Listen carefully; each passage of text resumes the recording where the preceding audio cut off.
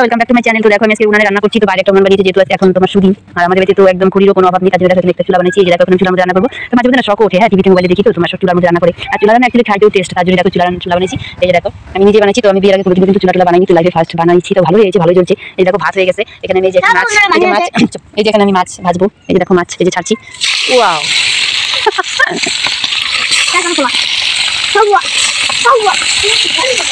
পাপা ছাড়াটা নিয়ে উপরে রাখ।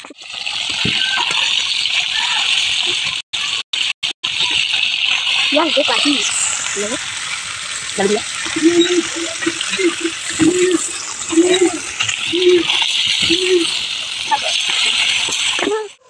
Jadi good guys guys দেখা। মাছ ভাজা দেখা।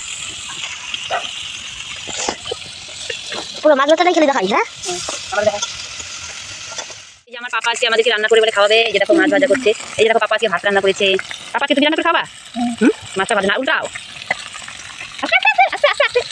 দেখি মাছ কিভাবে উল্টাতে পারি কিনা। উল্টাও।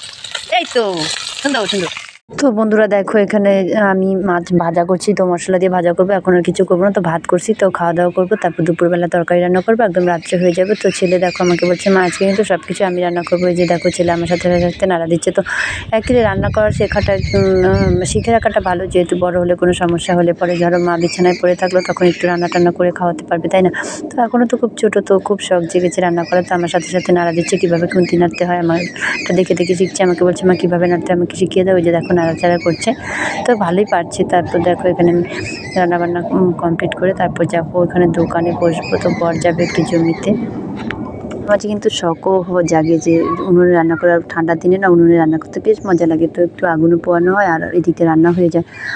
তার গ্যাসটা বেজে যায়, যতটা আয় করা যাবে ততটাই তো ভালো। না না সংসারটা তো আমারই, না নিজের সংসারের মধ্যে যতটা আয় করবো ততটা আমারই লাভ হবে। তো ভিডিওটা কেমন লাগলো কমেন্ট করে অবশ্যই জানাবে সকলকে। টাটা।